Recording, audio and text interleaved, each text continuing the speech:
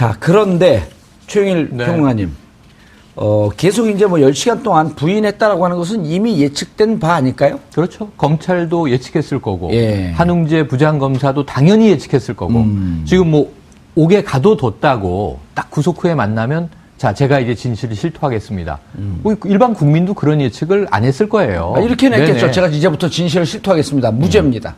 아, 진실이 드러나고 있다. 뭐 이제 손범규 변호사나 유영하 변호사 얘기가 같은데 지금 세 분이 이렇게 이 박 전 대통령의 구치소에서의 어떤 상태, 예. 또는 심리 상태 이걸 지금 이렇게 논리적으로 분석하는 걸 이렇게 보면서 많이 거리가 있다. 느낀 게 뭐냐면 매우 지금 정상적인 상황에 사람을 놓고 분석을 하신 것 같아요. 예. 제가 보기에는 좀 많이 달라요.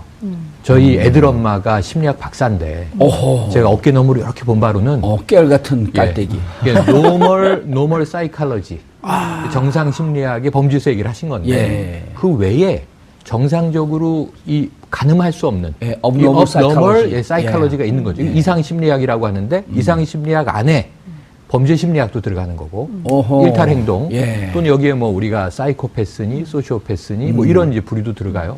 저는 박 전 대통령이 지금 구치소에 갇혀 있는 이 정신적인 심리 상태는 일반인 정상적인 경우를 상정하기가 어렵다.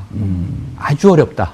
지금 이 어찌 보면 좀 종교적 이 뭐 상태에 돌입해 있는지 아니면 지금 일반적인 청와대에서의 생활, 삼성동 자택에서의 생활, 또 구치소에서의 생활, 독방 생활을 비교하고 있는지 아무것도 모르겠는데 한 가지 제가 추정하는 건 자유의 박탈이라고 하는 점에서는 굉장히 속은 부글부글 끓고 있을 것이다. 지금 네. 화나 있는 상태죠. 예. 근데 이게 다른 것보다도 몇 가지 선택권의 문제인데 제일 지금 치명적인 게 채널 선택권이 없다는 거예요. 그렇죠.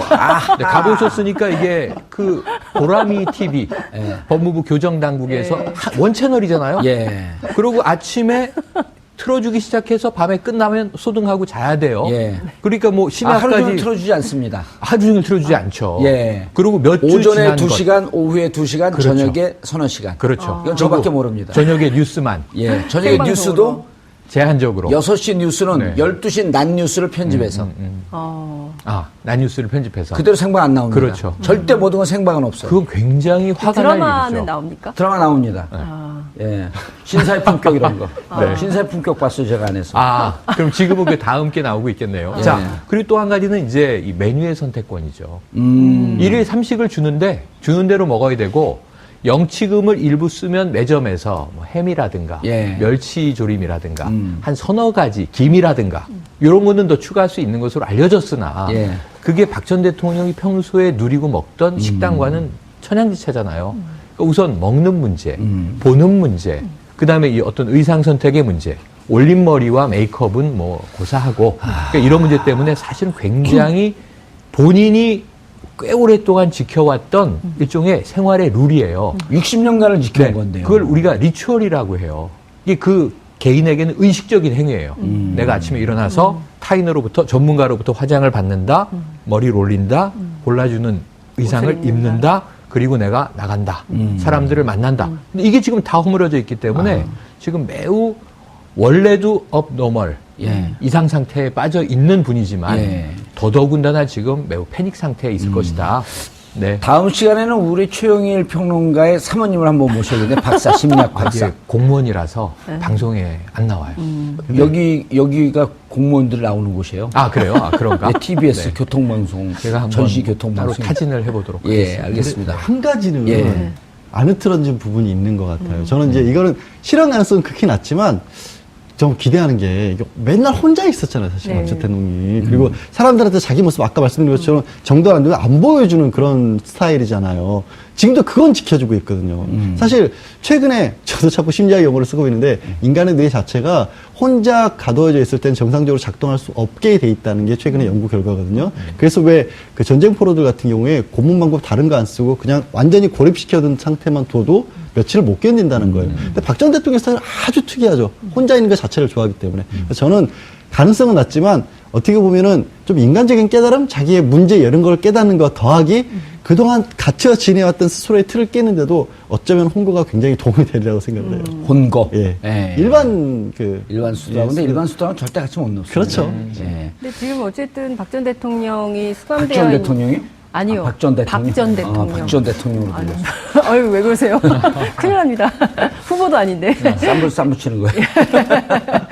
박 전 대통령이 이제 그 수감되어 있는 수감동은 주한미군 시설이잖아요. 그러니까 다른 평범한 예컨대 조윤선 장관, 최순실 씨가 머무는 독방하고는 또 다른 시설이거든요. 그러니까 거기는 수도꼭지는 있지만 샤워기는 없고 더운 물도 그 박 전 대통령 있는 곳은 더운 물도 나오고 또 샤워기도 있고 그러니까 비교적 시설이 양호한 곳으로 알려져 있어요. 그러니까 그럼에도 불구하고 본인 굉장히 불편해하겠지만 또 그 점에 대해서는 좀 여전히 특별한 대우를 받고 있다는 점을 인식해야 되는 것은 아닌가 이런 생각은 좀 듭니다. 인식을 못 하겠죠. 인식을 못 하겠죠.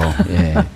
그런데 이제 저는 궁금한 게 이게 5만 가지 생각이 날 텐데 쭉 복귀를 해볼 거 아니에요. 그리고 이제 유영하 변호사, 손범규 변호사도 전 복귀를 해볼 것 같은데 도대체 이 문제가 어디서부터 틀어졌지? 1차, 2차, 3차 답안까지 했는데 물론 이제 변호사들도 자기 주장이 강하고 자기 전략을 계속 고수하려고 하겠지만 변호사들의 특징이라고 하는 것이 법률에 근거해서 판단하는 분들이니까 수시로 이것이 맞나 틀리나 자기 복귀를 해보잖아요. 네, 그렇죠. 내가 주장하는 게 과연 무죄 투쟁이 맞는지 양형 투쟁이 맞는지 그러면은 지난해 10월서부터 1차, 2차, 3차 담화했고 12월 9일도 결국은 본인들이 법적으로 해라. 문제 됐을 때, 뭐 국민들이 촛불 들고 나올 때 법적으로 해라. 그리고 차라리 우리를 탄핵시켜라라고 하는 일성이 나온 게 청와대였었어요. 잘 생각해 보시면. 맞아요. 그건 뭐냐면 국회에서 탄핵 소추안 가결 안 된다고 봤던 거거든요. 됐어요. 그 다음에 안 나왔단 말이에요, 헌재. 그 다음 특검 조사, 특수본 조사 안 받고. 그리고 이게 탄핵이 인용이 안 될 거라고 됐는데 8대0 만장일치로 됐어요. 구속 안 될 거라고 봤는데 됐어요. 그럼 이런 걸 보면 박근혜 전 대통령 모른다고 치더라도 유영하 변호사, 손범규 변호사는 도대체 지금 이 시점에서 여전히 자기들도 역겹고 여전히 억울하다라고 하는 것을 주장한 건 변호사 아니지 않나요? 근데 이게 이런 부분을 저도 한 가지 말씀하신 것처럼 꼭 지적을 하고 싶었던 게 있어요. 바로 그것과 연관된 건데요. 예. 변호사들이 변론을 준비하라는 한 게 일단 어떤 사건의 규모에 따라서 좀 많이 달라지는 게 개인 한 사람 한 사람 변호사가 일을 할 때도 있고 예. 조금만 커진 대형 사건일 경우에는 사실은 팀플레이를 하거든요. 팀플레이를 해줘야죠. 팀플레이를 하죠. 팀장급이 있으면서 전체를 조율을 하고 그다음에 관련 비슷한 사건들을 서치하는 예. 기록을 찾아보는 사람이 있고 상대방으로 들어오는 공격에 대해서 보는 사람이 있고 그것들을 같이 종합해가면서 집단지성을 이루어야 되는 거거든요. 사실은. 근데 박 전 대통령 같은 경우는 헌법재판소에서 대리인단들도 그랬고 지금 검찰 조사를 받는 경우도 9명 선임이 돼 있지만 팀플레이를 하는 것으로 보이진 않아요. 예. 그렇기 때문에 아까 잠깐 말씀드렸다시피 유영하 변호사만 옆에 계속 앉아 있어요. 그러니까 다른 얘기를 들을 틈이 없고 그러니까. 이게 유영하 변호사도 어쩌면 본인이 잘못했다는 생각 자체를 못 하고 있을 수도 있어요. 그렇기 때문에 이걸 고수라는 거예요, 이 전략을. 그래서 아까 꼼꼼하게 지금 약간 뭐 처음에 한 300분 정도를 조사를 하고 210분 가량 저녁 식사 시간은 사실은 저녁 시간은 거의 기록을 다시 읽어보는데 박 전 대통령이 썼는데 모순이 되는 게 뭐냐면 일괄적으로 다 부인했는데 뭐하러 그걸 꼼꼼히 읽어볼까요? 어떤 내용이냐면 내가 한 얘기가 충실하게 기록이 돼 있고 이거가 그대로만 제대로 전달이 되면 법원의 판사라든가 이런 사람들은 납득할 거라고 스스로 생각하고 있을 가능성이 있어요. 내 얘기가 다 제대로만 들어가면 아직도 그런 생각을 할 수가 그럼 있어요. 지금까지는 내 얘기가 진위가 제대로 전달이 안 됐다라고 생각할 가능성이 높고 아직도. 그리고 유영하 변호사는 그렇게 생각하는 대통령의 법리 변론이 아니라 심기 변론만 하고 있다. 그러니까 그 두 사람의 코드라고 해야 될까 이런 게 딱 맞아 떨어지니까 곁에 있을 수가 있는 게 억지로 맞춘 게 아니라 예. 그럴 수 있다는 거고 그래서 왜 기억하시겠지만 영장실질심사하기 전에 검찰 수사 받을 때 새벽 낮 시간 받고 기록 검토 들어갔을 때 변호사를 통해서 문자 보냈잖아요. 검찰을 통해서 진실이 밝혀지고 있다. 네. 충분히 얘기를 했다. 경위를 표한다. 그게 그냥 한 얘기가 아니라 본인으로서는 할 얘기를 다 했기 때문에 이제는 나는 이제 억울함에서 벗어날 수 있다. 억울하다고 생각하니까 똑같은 일이 또 반복되고 있는 것 같아요. 지금 아직까지는. 앞부분은 정상적으로 분석을 해서 틀리셨고 오늘 계속 심리적으로 뒷부분은 맞긴 맞으시는데 예. 이게 지금 한 4, 5일 전 버전이에요. 지금 한번 생각을 해보세요. 어제 한웅재 검사 점잖게 얘기하면서 바로 디스하시는 네네, 그러니까 뭐죠? 어제 한웅재 검사가 들어갔어요. 예. 한웅재 검사를 두 번째 보는 겁니다. 처음엔 검찰청사 10층에서 만났어요. 예. 11시간 조사를 받았는데 8시간은 한웅재 검사하고 질의응답을 한 거죠. 그렇죠. 그때 3분의 2를 같이 보냈죠. 네, 그때 박 전 대통령이 매우 적극적으로 얘기를 했다고 전해졌어요. 그래서 원래 이현석 검사가 뒤에 이제 뇌물죄 등등 이제 대기하고 있어서 반반 시간을 나눴는데 한웅재 검사랑 너무 이야기가 치열해지다 보니까 3시간만 하고 끝났어요. 그때 이게 이제 언론에 나온 게 네. 박근혜 대통령이 너무 말씀을 많이 하셔서 깜짝 놀랐다. 예. 그런데 이 한웅재 이 부장검사는 우리가 다 알다시피 초기에 증거는 차고도 넘친다. 이렇게 말했던 인물이에요. 그거는 최순실 씨와 박근혜 씨 공범 관계에 대해서 네네. 증거가 차고도 네. 넘친다라고 하는 것을 네. 법정에서 얘기했던 그래서 분이죠. 그러면 박 전 대통령이 왜 이렇게 처음 본 부장검사 앞에서 억울함을 토로하려고 하는 마음, 심경이었겠지만, 자, 내가 이제 열심히 얘기하면 이 검사는 내 말을 믿을 거야. 그럼 이름 바로 잡히겠지. 해서 열심히 얘기를 했겠지만, 예. 문제는 뭐냐면은 이 한웅재 부장검사가 알려진 말은 온화한 성격이다. 예. 그러니까 분위기가 젠틀하단 말이에요. 박 전 대통령이 뭔가 이야기하고 싶은 리액션을 해줬을 거라고 봐요. 윽박지르거나 예의에 어긋나지 않고 말씀하시죠. 아, 네, 잘 듣고 있습니다. 욱박지른 검사는 그 미스터 우밖에 없어요. 누가 요즘 아마 욱박지른 검사가 그러면은 있어요. 또 이제 인권 얘기가 나오겠죠. 예. 그런데 어쨌든 그 조서를 또 7시간 깨알같이 받지 않습니까? 밤새서 예. 그 동틀 무렵 출근 시간에 나왔잖아요. 그러면서 그 밤에 손범규 변호사가 전한 얘기가 검찰과 검찰 가족에게 경의를 표한다. 그러니까 박 전 대통령 만족한 거예요. 그날의 조사에. 예. 그런데 자기를 구속시켰잖아요. 그럼 한웅재 부장검사는 구속된 박 전 대통령이 두 번째 만날 때는 믿을 놈이 아니구나 이렇게 되는 거예요.